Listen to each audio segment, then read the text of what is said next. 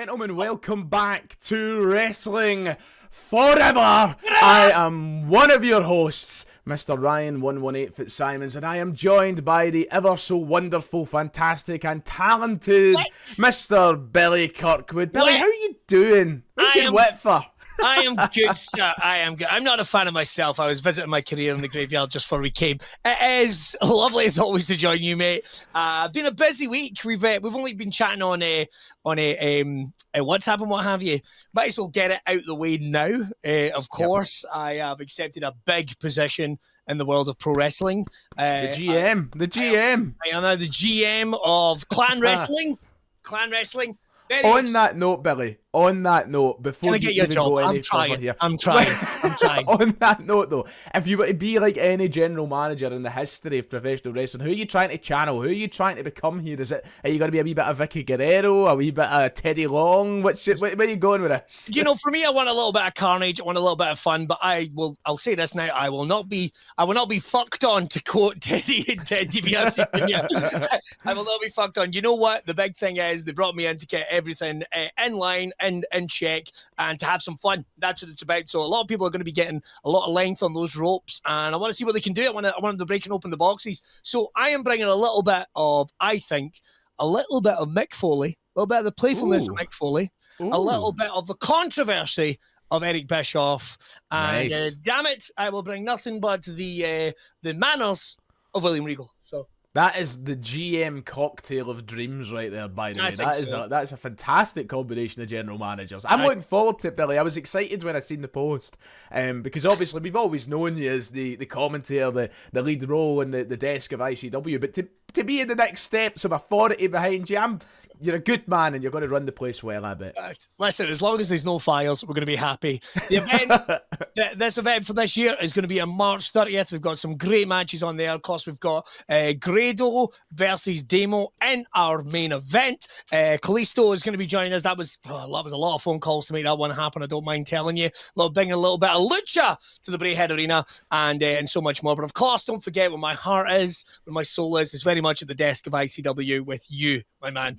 So we're going to have ourselves some fun. And you're coming as you're going to come along March 30th as my guest. You're going to come along? I'll be there. You know I'll be there. Yes. I will not miss out on the chance to be at any wrestling events nearby. So, I mean, it's a big month, Billy, isn't it? You've got that at the end of March. We've got the Square Go coming up in a couple of weeks' time. It's a great time to be a wrestling fan around here. You know, it bloody is.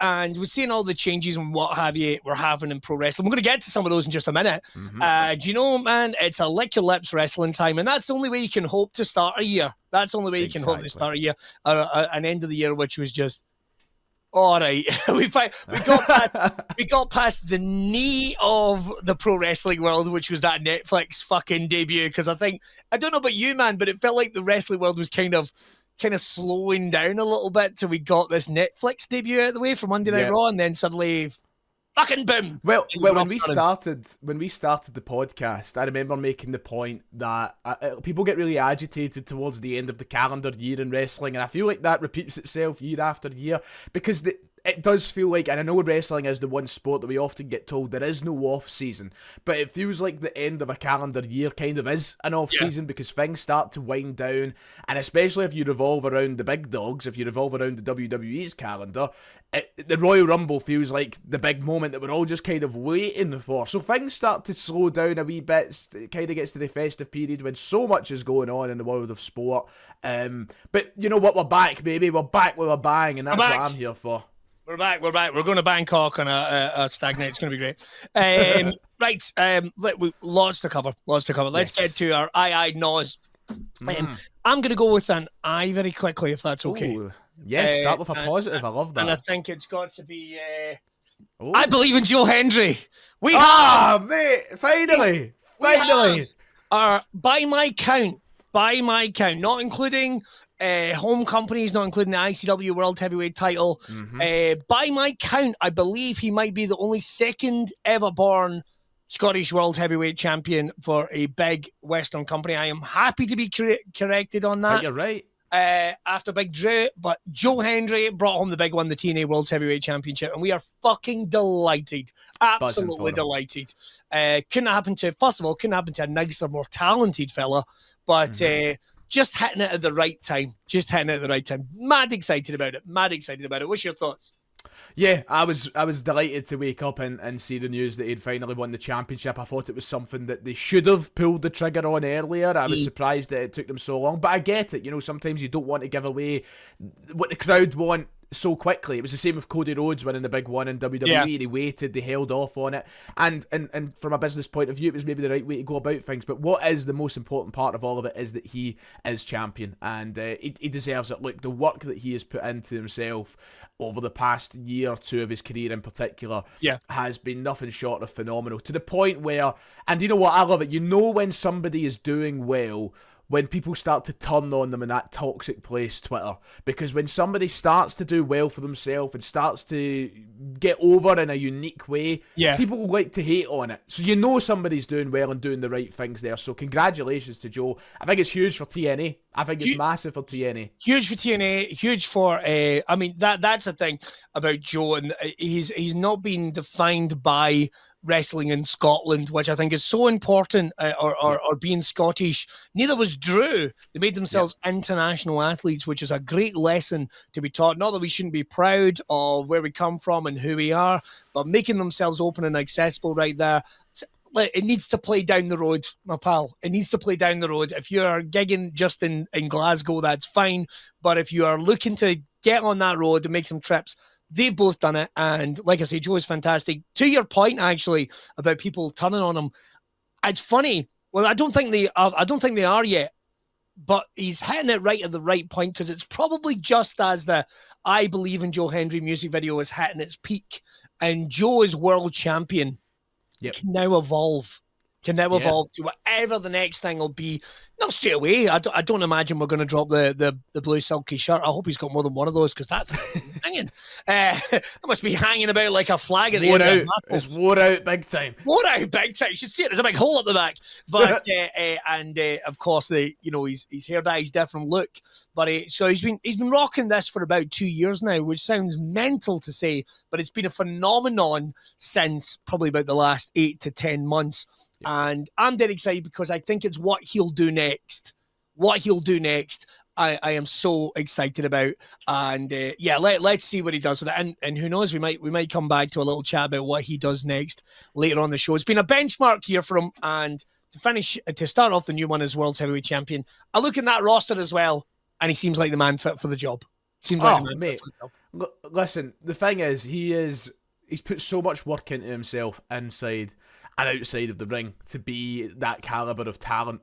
The only people who are turning on him are clowns anyway, so I could just disregard and put them aside. He is a casual fan's dream, and that's, at the end of the day, when you become a professional wrestler, fuck what everyone is saying on Twitter, because you're not doing this to get praise on Twitter. You're doing this to walk into an arena and get people singing your name, to get people cheering for you, to get a reaction out of a crowd. If you don't get a reaction out of the crowd, like so many top professional wrestlers don't get reactions off the crowd, you're not doing it right. He constantly gets the reactions through a gimmick which has been so fun to watch and evolve since the early days in ICW when it all started, to all the other independent scenes that he was in right now up until where he is in TNA.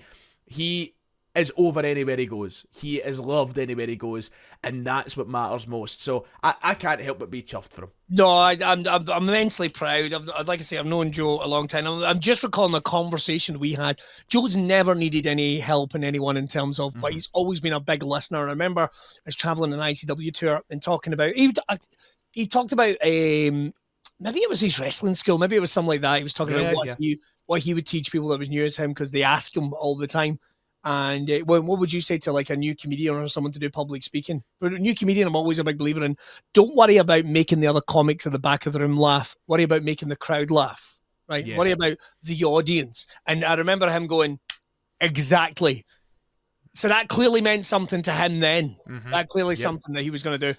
I mean, a dog barking. I wonder if there's someone at the door. It's a package. Oh, it's a package. It's a letter for Joe.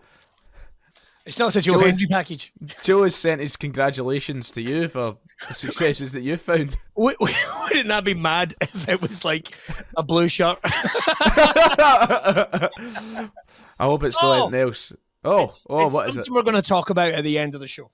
All right, okay, right. That's really interesting. No, you've got me curious. Something we're going to talk about at the end of the show. But let's have your eye, sir. Let's have your eye. My eye ties into everything we were just talking about with Joe Hendry and TNA, and more specifically, that brand new deal which WWE and TNA have signed together, that multi-year partnership between the two companies. Something that, if you told me in 2010, when I think that TNA was at its peak and arguably better than WWE would ever happen, then I would have laughed at you. But here we are. It might be 15 years too late, maybe 20 years too late, Billy. But what matters is seeing these partnerships happen in pro wrestling and seeing these companies help each other out. I know that some people will have their reservations about these things, but I think it's great. I think it's great for the world of professional wrestling. And TNA are one of those companies that have very quietly done so much for the industry. Like, no matter how you try to paint things or how much you've watched TNA, like, their existence over the past 25 years almost has been huge. Now, this was signed, or announced, I should say, essentially right after we stopped filming last week, Billy. I think we finished recording, and then like 2 hours later, bang, this huge news dropped about TNA. I know, they like that's why you guys at What Culture are good that you're getting a full-time wage for this. Exactly. So yeah, it's good. We're going to see a lot of integration between NXT and TNA. That started at the Genesis event a couple of weeks, or last weekend, I should say. We've seen a few people turning up. TNA, Genesis, NXT on there. It's so hard to see it, but cool, very cool. So yeah, I don't know about you, Billy, but I am personally buzzing about it. I think that there's so many benefits to it. TNA is a company that we have heard so many problems about in the past 5 or so years. I mean, to the point where its survival may have been at risk. And several times, being tied in with WWE, I think, helps ensures a healthy survival for a company which is so important to many wrestling fans and the scene in general. So, yeah, Billy, I think it's just good news all round. I think it is. I do have slightly mixed feelings about it. This is not me throwing shade at WWE. But, we know that these partnerships can go, I mean, you know, we've seen it. Let's put it this way. I haven't really seen it favor the other companies enough yet, right? So obviously there was the stuff that happened here in the UK, which did favor a lot of the home companies at the time of the deals that they had or deals not had. I'm not going to get into that.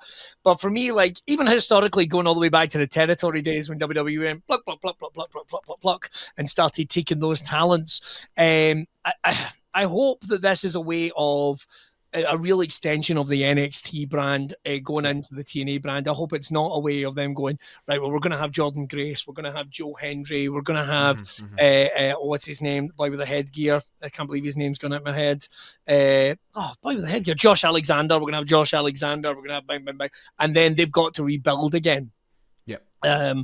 That would be a shame, especially as WWE has signed up a whole bunch of indie talents under the WWE ID program. Are we going to see any of those guys making their way into TNA or NXT? It's an interesting question. Only one that just popped in there. So I hope for the best. I'm excited by it. I want to make that clear, Ryan. I am genuinely excited by it. I hope this benefits TNA in the same way that it would appear to at least creatively benefit NXT. I just hope it's not WWE scorching the land and then in 2 years' time going, well, TNA, that's fun. We'll buy your back catalogue and we'll just make you a part of. That's my only worry. That's my only worry. Yeah, I think the biggest thing is, and the biggest difference perhaps is, obviously what we see in the UK scene and all the rest of it, is I'm hoping that with the leadership changing, the landscape has changed so much. The fact that it's not a Vince McMahon run WWE anymore, the fact that Triple H is in his position, that Khan is so much more powerful than maybe he was a few years ago. I'm hoping that the whole TKO thing does make an actual difference to what we see happen. And I mean, you already see, Triple H, for example, tweeted about TNA being on the air last week, which is something crazy. That's alien, isn't it? We would never have seen that even 3 years ago, let alone 10, right? And him tweeting about that is huge. Like, you might just look at it, oh, it's just a tweet, but one tweet from Triple H can generate thousands more viewers for a show. So, you know, this is something that I'm hoping is long lasting and healthy for both parties, and that's why I'm buzzing for it, because I really do have a good feeling about things. I'm hoping I'm not proven wrong on that. Yes, me too. I would love to see a little bit of expansion with the WWE ID program. If we could find a way of collaborating with that over here in the UK as well, I think that'd be great. Wouldn't it be amazing to see like a World Cup of wrestling, an actual proper World Cup of wrestling that would involve teams from Scotland, France, Europe, Japan, America, England, Ireland, Wales, like all across the world. Just the possibilities are endless. And you know who would win it?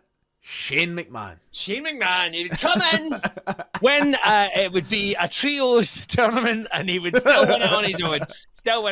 I wonder what Shane O'Mac is up to just now. I do wonder what Shane O'Mac is up to. All that stuff with AEW went really quiet, didn't it? Apparently he was going to get involved with them, and it just never happened. Maybe it just was a meeting with him and Tony Khan.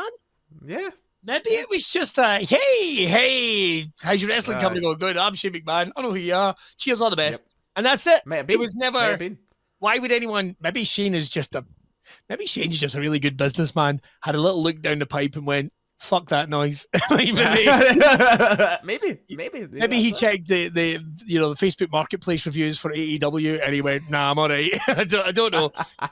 Who knows? There's always a possibility, or maybe it is just a case of the McMahon's a WWE through and through. Not for him. Maybe. Maybe we'll see putting his head up somewhere. I could have phrased that better. I think we'll agree. Right. Couple of things. I almost had a double no on this one, right? Oh, you nearly had I almost had a double no. One was, look, see all the amazing work that JBL's been doing on the independents. I've got us excited. Then on Monday night, he's just back to JBL from 2016. I must admit, I was gutted to see. Listen, I was happy to see him back on commentary, right? I've actually kind of missed his voice on commentary because, I don't know, for as much as a dick as he can be, I think he offers something quite unique as a kind of heel-leaning commentator, right? Yeah. But I was really hoping he was going to turn up and be in the long brown coat and the black hat. But where was it? Where did it go? I had actually kind of hoped we were going to see JBL and then there'd be some shenanigans. Maybe New Day beat him up or something, and then later on in the show, brown jacket, brown jacket, black hat came out and he clotheslined from hell the shit out of someone. So I'm a little disappointed in that, to be honest. But always nice to see JBL back on the TV. But it just felt like a really muted version of him, you know. And it was the WWE version of him. Aye, but we could have done something. We could have done something. Easily. Could have done something. I just think that was a missed opportunity. Maybe it was just a payday for JBL. Maybe he was just in town and he thought, fuck it, why not? Yeah, I think it was just essentially because it was in Texas. I think that was the whole reason. They were like, let's do this. And Stone Cold lives in Las Vegas now, so he's, or wherever he lives. I don't know, is it Las Vegas, LA, or Texas? Yeah, somewhere in Nevada, because that was the whole thing, isn't it? I think I've said that a couple of times in this show. Like, he's refusing to leave Nevada. He doesn't want to leave, so. Fucking get a grip of yourself, Austin. Fuck's sake. I don't want to ever be that age where I just don't want to go anywhere, right? I mean, it's going to hit us all at one point, and it's going to hit us all. Nah, man, he's just had. Well, he's not a big CTE guy, but maybe that's just it setting in. Yeah, maybe. And my double no is just a very quick one, right? And it's in regards to PCO, who apparently quit TNA at a GCW show, shooting on it and smashing up the belt. Apparently his contract, I don't know if he was lowballed or whatever it was, but shooting on wrestling companies. Mate, I'm getting sick of the fucking shooting shit. It's like a couple arguing at a party. If it doesn't add to anything and it doesn't go anywhere, it's none of their fucking business. Yep. So... And that's my point, is that him going into work for himself to try and get something going, which seems a fucking risk. Do you know what I mean? Which really seems a fucking risk to me. No, yeah, of course. And I don't know, maybe they're just a different breed, but part of me was just like, and he also did a cliche which I fucking hate in wrestling, when someone says like, I sold out this whole goddamn building. No, you didn't. Shut your face. Well, that was going to be my point, is when it gets to moments like this, and we have these shoots, or we have these segments in wrestling, wherever it is, an independent scene, whatnot, I feel like, to make it work, and I don't mean it with any disrespect to him, you need to be a certain caliber sometimes, and I don't know, in this situation where you're talking about, he's like, I sold this place, I'm like, well... Well, Did you know? It's yeah, exactly. I'm like, it needs to be believable for it to really hit the effect you're looking for. And Yeah. I don't know. And Sometimes it just doesn't work. for me, it makes me wary of people. Yeah. It immediately makes me wary. The pipe bomb, for example, right? I'm going to go back to the pipe bomb. So Vince was aware that he was putting a live mic into Punk's hands, and he knew that Punk could say whatever he wanted. Doesn't necessarily know exactly what he was going to say. So that's a calculated risk. That is an agreement. This is someone just going into business like yourself. And you know something, man, in the worlds I work in, the worlds you work in, somebody does something that's untrustworthy once. I mean, I'm a big believer in the phrase, I can forgive, but I'll never forget the lesson it taught me. Yep. And that is the thing that immediately would make me go as a booker, as whatever it is, it would make me go like, are you going to do that? Especially where, you know, in big companies, in places like WWE and places like AEW, the reward is far greater than the risk because you've got all these guys to pull the right strings and get you out of situations. But when you're in these companies that are, you know, smaller places and they don't have the financial pool or the reliable crowds turning up every single time, you know, it only takes something to drop off before crowds stop coming. You know, the risk is far greater than the reward. So it's a really tough place to be in when you're at that level. Yeah, no, I completely agree. And the thing is, I can see it from both sides. Just part of me goes like, if it's not going to... And I'm a bit gutted as well because I kind of hoped we would see a PCO appearance on NXT at least. How cool would that have been? Him versus Obafemi or versus the Dawn, or like... It could have been quite cool, to be honest. It could have been quite cool. But sadly, I get the feeling his cards may be marked. Well, that's the risk you play for yourself. You know, it's not just a risk for the company; it's a risk for yourself, and you're the one trying to tarnish your own name at times. So that's what it is. Did we do your no? Did you do your no? We've not done my no yet, and I'll get mine. I'll get through mine as quickly as I can here, right? So the Royal Rumble is round the corner. Yes. Last week I was very AEW heavy. I'm going to be very WWE heavy this week. Go on. But Billy, I hate it. We now know a third of the entrants of the 2025 Royal Rumble. I hate it because the more you know, the less room there is to get excited about surprise in your head. And I don't know, maybe this isn't for everybody. Maybe this is just a me thing. But in recent years in particular, I feel like they have proper ripped the arse out of it in announcing who's going to be in the Rumble. Now, what I will say is, this year doesn't seem as bad as last year, because last year I'm pretty sure we went into the Royal Rumble with about 24 people announced, which meant in your head you're like, right, there's only going to be 6 spots for potential surprises here. But we're going to be on track for about maybe 15 to 20 people announced by next Saturday, if it keeps going the rate it is. And when you consider the new TNA deal that's been signed, when you consider the NXT participants that there could potentially be if they decide to throw some in, like, we're withering away the opportunities of genuine surprise here. And I just hate the idea of people being announced.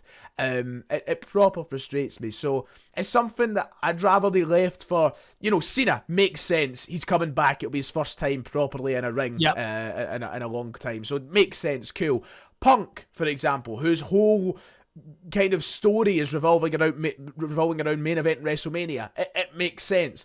But there's other guys like, I love LA Knight, one of my favourite guys in the rosters, but I don't need to know he's definitely going to be in the Rumble. Let me get surprised when his music hits and let me go, oh shit, I forgot about LA Knight. I forgot about him. You want to just forget enough. Yeah. You want to just forget enough. Like, obviously, there's a huge chance that LA Knight's going to be in the Royal Rumble. If he's not got a match on the show, then he's 99% chance of being in it. But I want that element in the back of my head to go, oh shit, I didn't even consider LA Knight. I didn't even consider such and such. And that's why I don't like the constant announcement of people being in the Rumble. No, I think that's fair. I think that's totally fair. I remember a couple of Royal Rumbles from the 2010s where they were just like, oh, it is just everyone that's on the roster. That's fine. That's fine. But some people will say things like, well, it shouldn't be about the surprises. It shouldn't be about the surprises.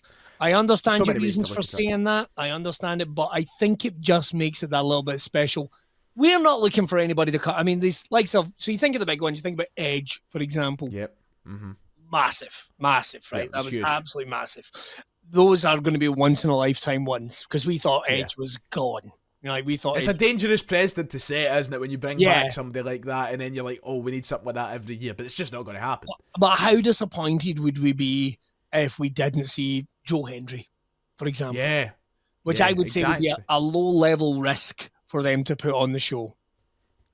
I can't help but think back to last year, and Cody was just, or was it 2 years ago? Cody was just coming back from his injury. It was 2 years ago, wasn't it? Yep. He was coming back 2 years ago, and he said it was his decision, which I, for some reason, don't believe.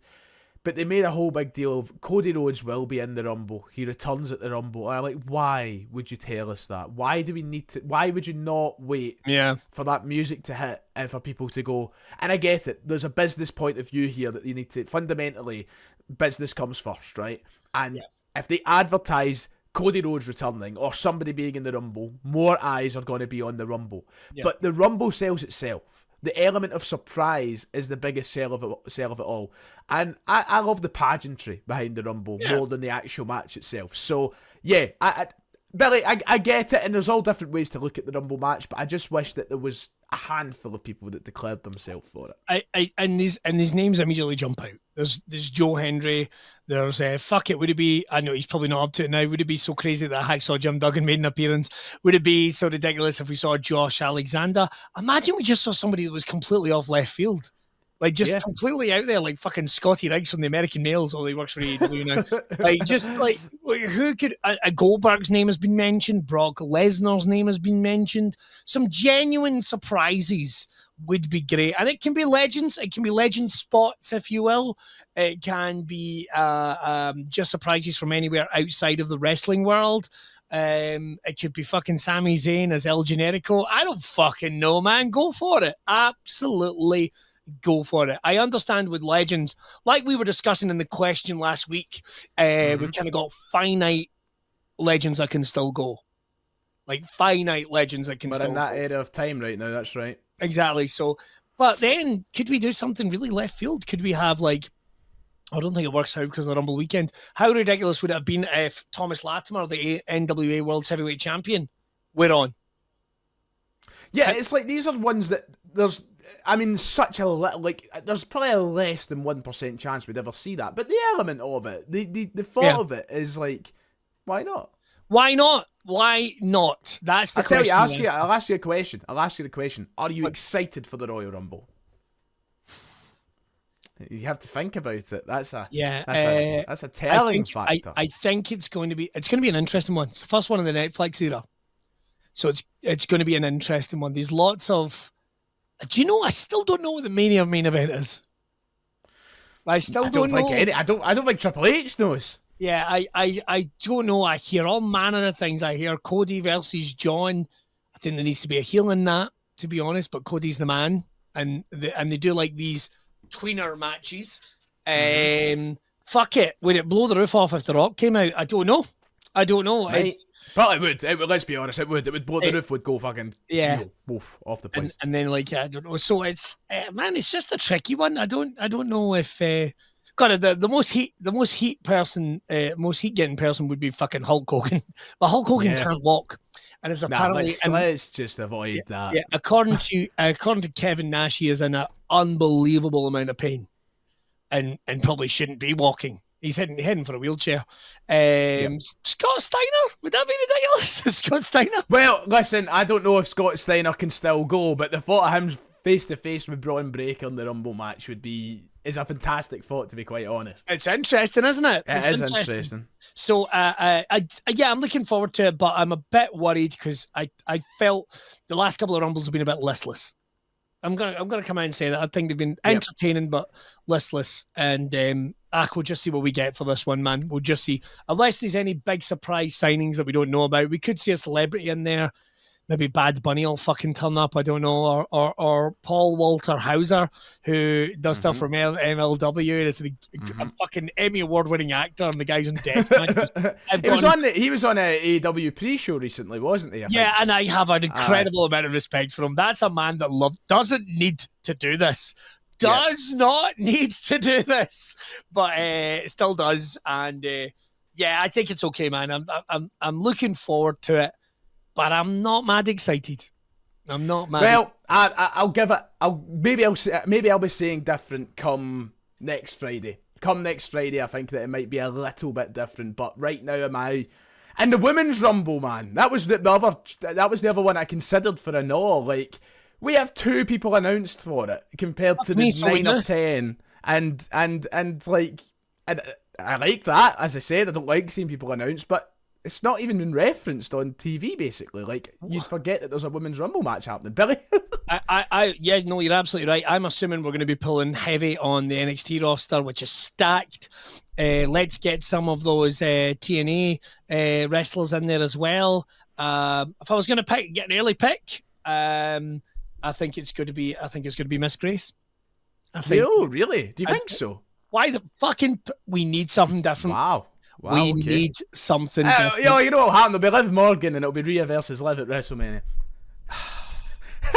No, don't do it. I'm joking. Don't put that in the air. Don't even put that in the air. I'm calling it. I want Liv versus Dom at Mania.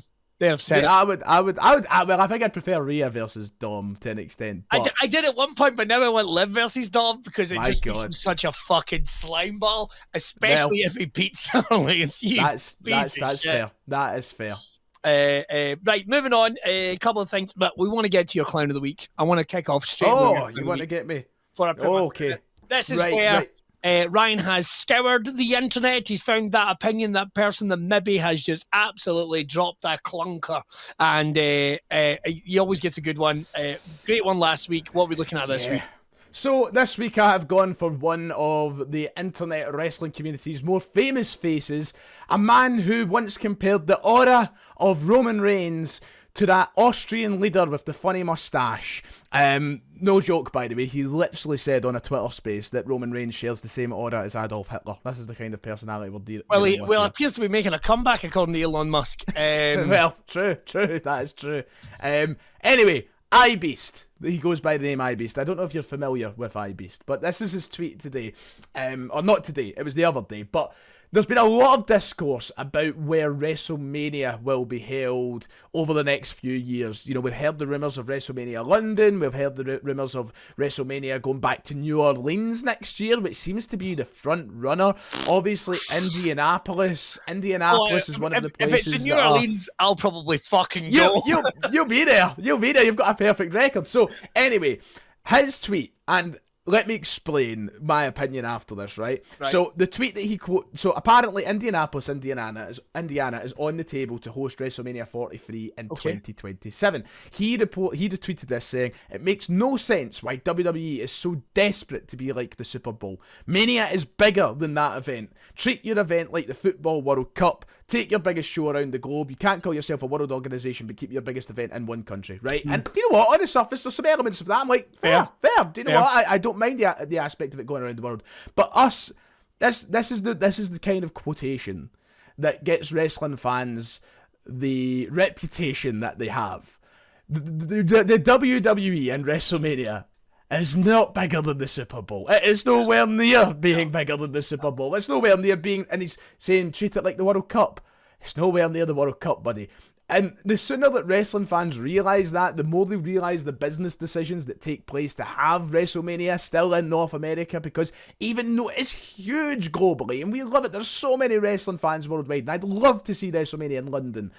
It's not as easy as what people are thinking. No. You know, it's not a case of like, okay, it's London next year and that's that. We're ready for it. Let's do it. It's never happened before for a reason. But to compare it with a Super Bowl, man, like, I hate when people do this. Last year, Billy, do you know how many people watched the Super Bowl last year? How many? Over 200 million viewers worldwide. 200 million worldwide. Why? In America, 200 million. WrestleMania, 2.7 million in America. That's 10%. Is that 10%? Is that a percent? I think it's a percent of that total. It's nuts to compare them. It is absolutely insanity. And if WWE wanted to be like the Super Bowl, I'm sure they'd love to be. Yeah. So I'm assuming that where they're fucking up here is, for me, WrestleMania is a slice of Americana, or has been a slice of Americana. A little different now, I would say. So I get that. People make jokes. It's in the popular culture. WrestleMania. Just as people go, oh, where are you going to go next? I'm going to Disneyland. You know, it's that kind of a thing. I'm going to WrestleMania.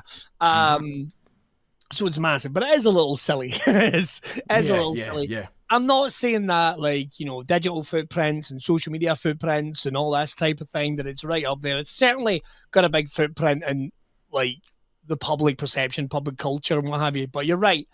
It is not as big as the Super Bowl. In some way, if it was, I mean, I'm perplexed by the fucking Super Bowl. I quite like it. But Billy, see if it was as big as the Super Bowl. Yeah. We wouldn't be able to get tickets for fucking WrestleMania. No, exactly. And I'll tell you something else, right? I quite like American football, but I only ever watch it after. I never watch it live because fuck those stoppages, man. Holy shit. It is tough. I mean, I do love myself some American football. Go Eagles, right? But it is tough to watch live. Fucking, and especially when you're sitting there going like, what the fuck's happened?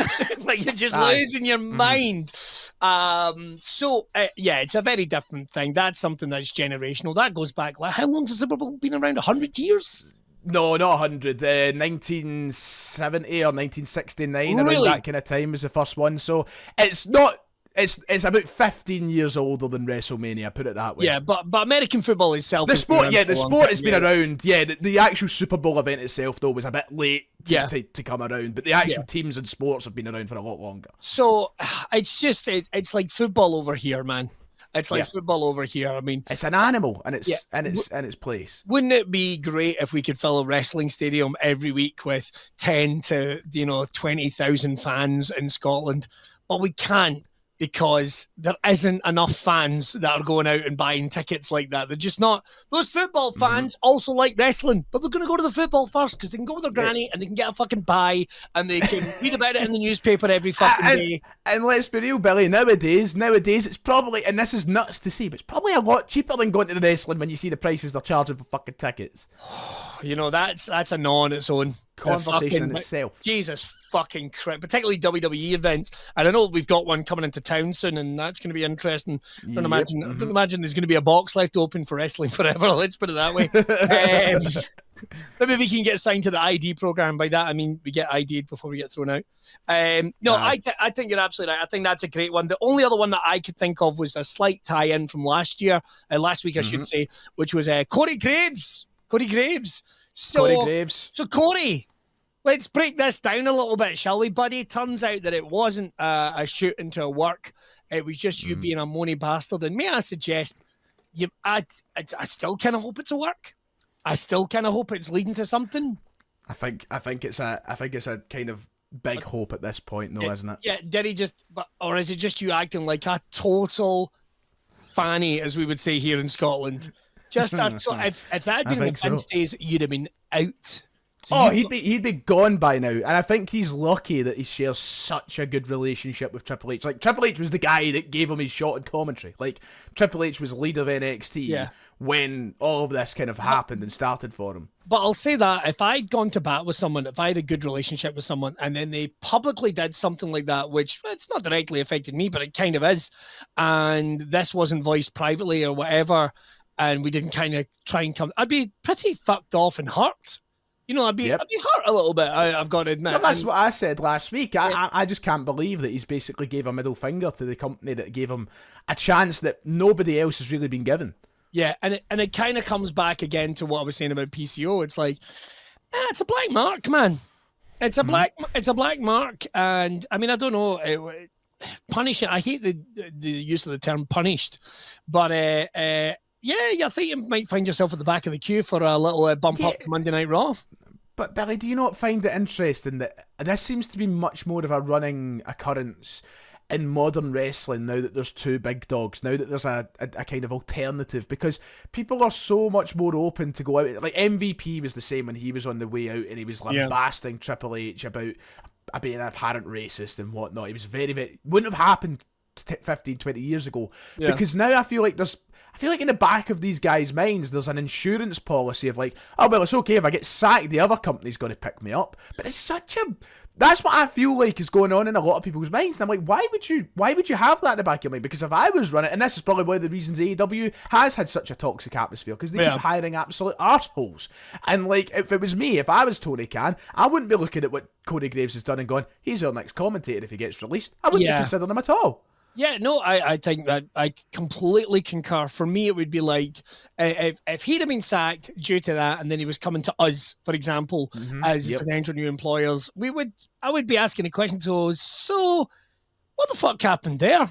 Is it a good idea? Yeah, what the fuck? So if there's something here you don't like, are you then going to go on social media? Or tell you what, you can sign, but there's a clause in your contract that will mean you are immediately sacked and sued. Because that could be an element of defamation. Yep, defamatory, isn't it? Yeah, exactly. And the same with MVP. I thought for someone so integrated with the circuit, now he was coming from a very different place. To chuck the word racism around is really fucking... I mean, I don't know enough about the situation, so I'm not going to comment any further on it because we don't know. We don't know. We weren't there. Yeah, but I just feel like, no, man, if you're going to go into business, you're self-insured. And I know that particularly wrestlers are a different breed. Oh, it's a work, man. It's a work. Oh, it's part of the game. It's what have you. I've had a couple of, this is true, I've had a couple of wrestlers kayfabe on me on commentary. Sorry, not on commentary, on like social media. And I've usually shot back with, this isn't a kayfabe. My social media isn't kayfabe. Go fuck yourself. Yes. Because it isn't. Because Billy Kirkwood, the comedian, technically does his own shit. He's not a part of X, Y, and Z. Now that doesn't mean I won't show respect when the time comes. I can play kayfabe as much as the next time. But when people come after you, but then you're also like, so what was going on there, pal? What was going on there? Oh, it's just a work. It's just part of it. It's like, is it though? Well, is it? Yeah, exactly. That's the first thing you've got to ask is, well, is it? And I think we've all seen examples of that. Yeah. In locker rooms, and backstage, I think we've seen examples firsthand of moments where people will jump to it's just a work, man. I'm like, well, is it? Yeah, exactly. Because if there's a problem, we can sort it out. But if you're doing it, it's like I said earlier, it's a couple having an argument at a party. Why do you need an audience for this? Why do you need an audience for this? You don't. So for me with Corey Graves, nah. He still went about it in a completely cunty way. And for me, I don't know, man. I'm not as into Corey Graves as I was 2 weeks ago. I understand the man's frustrations, but I just don't think that's the way to go about it. Sorry, Corey, you fucked up. I agree. Right, let's get to some questions, my friend. We've got a whole bunch sent in already. I can see a fresh one off the press has just come in there from Ian Hamilton. With the whole AEW show embarrassment, is there anything Tony Khan and anyone else in charge can't... I'll read this again. Ian Hamilton, with the whole AEW show embarrassment, is there anything that Tony Khan and everyone else in charge can't screw up? So what you're basically saying is you think the show is an embarrassment, but do we think there's anything that they can't fuck up? AEW is a hard watch right now. The weekly product just isn't great. Yeah, it's as simple as that. The weekly product just isn't great. It's not in a great place. Hasn't been for a long time. And when they do pick up moments of, it's actually looking better, they fuck it up very quickly. Yeah. You know? The Heart Syndicate is probably one of the best, most watchable things on the show just now. Great to see Kenny Omega back. Great to see Will Ospreay back. That's a little shot of excitement there. Samoa Joe. Yeah, but you asked the question, do I think there's anything they can't fuck up? They can fuck up that. Death Riders versus there was a thing they did in the Death Riders promo that I saw the other day when John Moxley said they were coming for all the old guys that were getting in the way of the young guys, and part of me kind of went, yeah, but aren't you a millionaire? Like, hold on, what age is John Moxley? John's like 40 tops. Tops, I reckon 30. He's 39. He's 39. So he's not there yet. Yeah, he's not there yet. But it's not like, I don't know. Listen, if they take out Edge, I'll be happy. Did you see Edge's most recent interview? Or Cope, sorry. I have to call him Cope's most recent interview where he was saying he wants to go out with putting somebody over, and that's what he's there for. I'm like, you've not done it once since you've been AEW. All you've done is bury folk. You're in the Cope Open. He done it when he came back to, and it's like, people are really picking up on it recently, and I don't mean to be that guy. I don't mean to sound like a hater, because Edge has been somebody that's provided some of my favourite times watching wrestling growing up, right? Yeah. I've never been a massive Edge fan, not as big as some others, but I do love him. But he's going on about how it's so important that guys like us give it to the young guys. And this is the guy who in WWE did not put over 1 star younger than him. Like, the only one that he did was Roman Reigns. And Roman Reigns is just a different entity altogether. That wasn't Edge's idea or proposition. That was probably Vince fucking McMahon. So yeah, and it was still in the main event of WrestleMania. Yeah, exactly. It was still in the main event. So, all the stuff that happened with fucking Balor, especially, like, that was so disappointing to watch. Man, I just kind of want Cope to retire. Yeah, Ian, it's a great question. I think what you're basically saying is, what do we think is going really well in AEW right now? There is some sprouts of life. The Ring of Honor seems all right. I'm kind of enjoying Ring of Honor. I know people are a bit sick of Chris Jericho. I hope this isn't leading towards like a Millionaires Club or some shit like that. I hope it's some type of heel faction. Fuck, man. Dustin Rhodes is pretty good. I like Big Dustin. Dustin Rhodes is pretty good. Nothing that is making me tune in with excitement. I had an interest in the Jeff Jarrett thing that he's doing with his retirement year, wants to be AEW World Heavyweight Champion. I don't think that's going to happen personally. Nah, I don't think so. I would be very, very surprised. Or if it does, he then gets fucked out by MGF. This is the thing, Billy. I love Jeff Jarrett. Yeah. He's one of my favourites of all time. I love Jeff Jarrett. But AEW is not in the position right now as a company to be giving Jeff Jarrett I don't want to use the word sympathy, but sort of like, they're not in a position to be giving him even a one-night title run. They're not. That's very late WCW stuff. They cannot be doing that right now. No, they're not in the right place. They're not in the right place. The World Heavyweight Champion, who never has the belt, which really pisses me off, which must confuse your casual wrestling fan dialing in. Yep. And going, who's fucking slightly warm Steve Austin?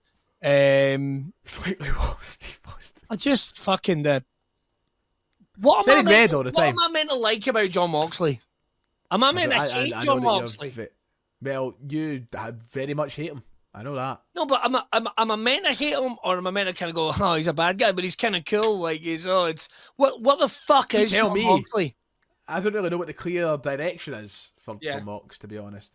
And I think people try and make out that there is a clear direction for him, and I'm like, do you truly believe that? No. Because I don't. No, it's not like there's an obsession with cool. Like you want to be cool when you're a bad guy, and I just get a feeling like if they took out every babyface in AEW right now, if they took out every babyface in AEW, I don't think anyone would give a shit. Here's what I'd say, Billy. And the cool thing has been so overplayed because it became the thing to do in the 2010s and maybe the late 2000s. Do you know who the hottest heel in wrestling is right now for me? It's probably Kevin Owens. And it's not because he's trying to be cool. It's because he's genuinely became a fucking Fruit Loop and lost his marbles. And he's so deluded and he's so confused and he's not trying to be the cool bad guy. Yeah. Because at a point, he was the cool bad guy. Remember when he first came to the main roster in 2016, he was kind of like, oh, I like Owens. He's cool. He's different. Yeah. But he's not that now. And that's why it's so hot, because it's not this overplayed shit that we're seeing everywhere. The thing about Kevin Owens is he's convinced he's right. Yeah. He is deluded. He's completely convinced he's right. All these actions are from the point of view of, no, but I'm right. I am the WWE champion. You guys are all wrong. I'm trying to help you here. I am trying to help you here because you're wrong and I'm right. So by that, in his head, he's not a bad guy. He's not a bad guy, and that's what makes the best villains. That's what makes the best villains. They are completely convinced that they are doing the right thing, and they are unapologetic about it. So you're right. Kevin Owens is the best bad guy in wrestling today, and fucking to answer your question, Ian, I've not answered your question. There's nothing in AEW that I've not really been, this is my favourite thing, this is amazing, which I'm sad to say. I'm afraid. I've got you got any questions, sir? I've got a couple. Let's quick fire a couple of these. Number one, are you fans of Karrion Kross getting involved in bigger storylines now as being the evil character in the backgrounds of Seth, Sammy, and the Drew storylines? Kevin asks that. I'm a huge fan of it, Billy. I love Karrion Kross. Just to come back to what we're saying about bad guys, Karrion Kross, a very different and unique turn on, or twist, I should say, on what a heel wrestling character could be. He's very much driven by something that you would see out of a horror film, without all the spooky nonsense that you would maybe get with a Wyatt Six character. So I love it. I like that he's so inspired by these sorts of pieces of media. We'll bring it into wrestling. Yep. And I think it's well overdue that he gets the chance to work with people in the upper echelon of the WWE roster. Karrion Kross is damn entertaining. Goddamn entertaining. I want to turn on my TV and I want to be fucking entertained. He is entertaining on podcasts. He is entertaining on his social media. I give a fuck about Karrion Kross and I like Karrion Kross, goddammit. So, let's play it nice and slow. This has evolved into... What's the name of the faction again? The Testament? The Final Testament. The Final Which Testament. I think is quietly dissolved. Good. But they've not officially said it. But the last few weeks he's been on TV, it's just been him and Scarlett. So yeah. Big fan of that. Big fan of that. Big fan of that. And do you know, I remember when we first saw Karrion Kross debut in NXT, and everyone said that Scarlett was going to overshadow him. And that's very much not been the case. He is bloody entertaining, and again would be one of those numbers that I guess, like, if he had a good showing in the Rumble and then still got eliminated but immediately went into a feud with the person that he was eliminated by, you'd be like, good. I am interested to see where this goes, and I am a Karrion Kross fan, so I really like him, man. I think it's great. And long may it continue. Don't rush it. Yep. Let him continue to be an entertaining factor on our TVs, because we don't have enough of them, man. We really, really fucking don't. We really fucking don't. Love Karrion Kross. Got another one in here from our pal Billy Strachan over at the SWN, the Scottish Wrestling Network. Make sure to check them out. Some brilliant podcasts on there and some great guests. As it's a new year, the topic of one to watch for the year comes to the forefront. Who are some of yours for 2025 for the worldwide wrestling scene and for the local scene as a whole? Fuck, right. So this is a tricky one for me because I'm an idiot. But you're also a general manager. You can't be that much of an idiot. Well, I don't want to say it. It's send your CVs in now, and please don't. Please don't.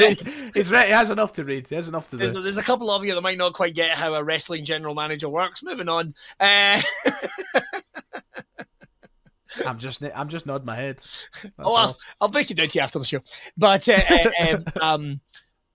it's a great question. I would say, God, we haven't seen a lot of breakout stars come through. NXT, we're kind of spoiled now a little bit, Billy, because a lot of the people we see on NXT and TNA are kind of considered the next wave of talents and one to watch, and WWE having fingers on the pies of like WWE ID. I mean, it's ridiculous to think that Timothy Thatcher's a WWE ID talent, but was a contracted wrestler 2 years ago. Yeah. So that seems odd. I mean, clearly that's what Timothy wants. You know, it's clearly that's what Timothy wants. There's so many, actually. I'm thinking about here in the UK scene. Do you know who's one of my favourites right now is Nathan Black. Oh, nice. Nathan Black. I'm a big fan of the comedian Nathan Black. If you see his social media, look at the bloody size of me. I think he's do you know there's quite a few wrestling companies in the UK to keep an eye out on, I would say. Also in the US, one of my favourite things to watch is actually Mystery Wrestling, which is Evil Uno's company. Have you watched any? Oh, no, I've not watched any, but I have heard. It's a lot of fun, and it really, really does appeal to me. Check it out. Psycho Mike might be one of my favourite wrestlers going, especially because he's a piece of shit for a start, but he's also their heavyweight champion, and nobody works the hard cam better than Psycho Mike. I'll tell you this right now. It's an important lesson. Learn how to work that bloody hard cam, guys. I mean, he doesn't like taking his eyes off the hard cam. So you will see him doing an armbar like this, staring right down the lens at you. I like that. Coming round. Not so much when it's you doing it, Billy, but I mean, I like the idea. It's a little scary when I do it. So ones to watch for this year. Fuck, man. It's such a hard question for this season. I think I'm more This looking is at not wrestling companies and what they're producing. I mean, these likes of Tate, is it Tate Mayfair? Tate Mayfair's another one that I quite like. Tate Mayfair's, I remember, who's seen wrestle for companies here in the UK and has done extremely well. Those are kind of like my top picks right now. I would certainly say Nice. Those are my top picks in terms of companies to watch. I don't think I want to put the pressure on any individual wrestler right now. I'll say that much right now. I mean, I could mention names that I work with in ICW, but then you just go, oh, it's just a love letter to ICW, and it's like, I know exactly. There's my head goes straight to some of the guys who, you know, I'll give a message to now and then that are maybe in the younger workers of the company right now. And they're going to have big years ahead of them, especially starting at the Square Go. There's a chance to kind of make a name for yourself in one of the biggest nights of the year. But as you said, you know, I don't want to just make it all about them. Listen, we're in a great place right now. Some of the names you've mentioned are fantastic. Down south, there seems to be a wee bit of a wrestling revolution going on in some companies, which I love to see. I like seeing that there is a want to go back to some local wrestling shows. So you know what? There's so many people, but you've given us a good list. Yeah, here in the UK, as opposed to the worldwide scene, we'll let that take care of itself a little bit just now. But go out and see some wrestling. God damn it, go out and see some wrestling. Go and see some body wrestling. Future Shock, Progress, Rev Pro. They don't need us to sing their praises, but they're some of the big ones. Go and check them out. But go and see the local wrestling near you. That would be my advice. That'd be my advice. Got one more time for one more question, do we think, sir? Yes, let's fire on. One more. All right, Celtic X Wrestling. Who should win the Money in the Bank matches this year? And is the surprise cash-in a lost bit of excitement in recent years? Well, I know your opinions on Money in the Bank. Not a fan at all nowadays, Billy, and I can't be aggrieved by your opinion because I can see exactly where you're coming from on it. Sadly, I don't think WWE do, and I think that they see it as the cash grab that it is, and it's a big way to. I don't know, it's a big way to make money for them, you know, especially if they get it right. This year, it's so early to tell, man. And come, Money in the Bank will be in June, won't it? June time. Come June, I'll probably have somebody that I'm like, they need to win Money in the Bank. And there's still a couple of guys for me. Do you know what? I'm going to hang my hat on a guy that I had my hat hung up on a couple of years ago. And I thought he should have won it then. And I would still love to see him win it now. And I get it. It's meant to be a pedestal for young talent to go and win a world title and to get them over. I do understand that, but I'm going to go for LA Knight. Wow. I'm going to go for LA Knight. LA versus Gunther? Mate, I'd take it. And listen, the reason I say LA Knight is because I think the work that he's done over the past couple of years more than merits a world title reign. However, I don't see him naturally winning a world title anytime soon. I just think that WWE have got themselves booked up in so much long-term storytelling that it's hard for LA Knight to find his way in to either of those titles right now. Because it's got the world title's going to end up in the Punk stuff, I think. The WWE title's going to be stuck with the Cody and maybe Roman stuff, maybe The Rock if he comes back. So I just don't see a way for LA Knight to kind of get in. And I think that when you are Mr. Money in the Bank, you have to be entertaining with it. And LA Knight is somebody who is one of the most entertaining guys in the company. And I don't think his character is one of those characters that's like, oh, I'm going to tease it every week and be a right pain in the arse with it. I think LA Knight's the kind of guy, the character that would be, when I cash in, and that's it. So I think he's the one that could help bring back the element of the surprise cash in. So I'm going LA Knight. I'm going to LA Knight. Imagine LA Knight turns his attention to another title on the roster, because it's never been really 100% clear that it could be just for the world title. Well, I mean, they've done the whole stuff with Theory, didn't they? And he cashed in, and I think it needs to be the world title. Though.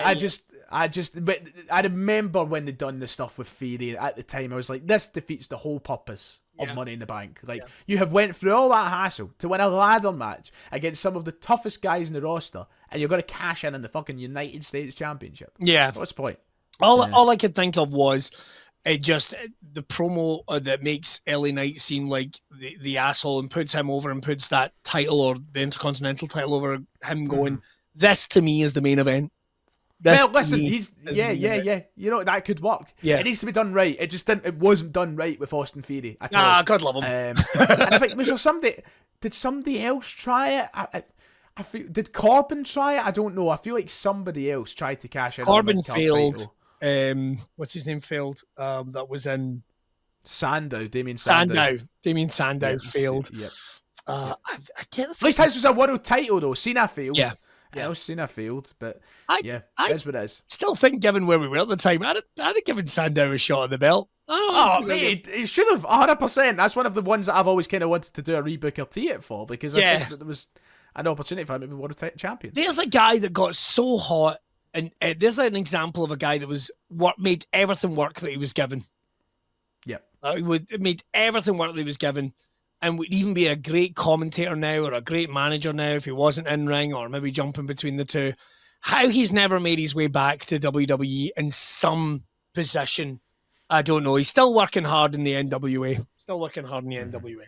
Can I do some quick plugging? Oh, I'm not going to stop. Yeah, am I? Okay, well, I want to do this one. Is this the reveal of what happened earlier in the show? This is the reveal, and I'll show you what it is. Okay, right now I'm really excited. So you might think, he's going to plug some fucking gigs. He's going to do such. No.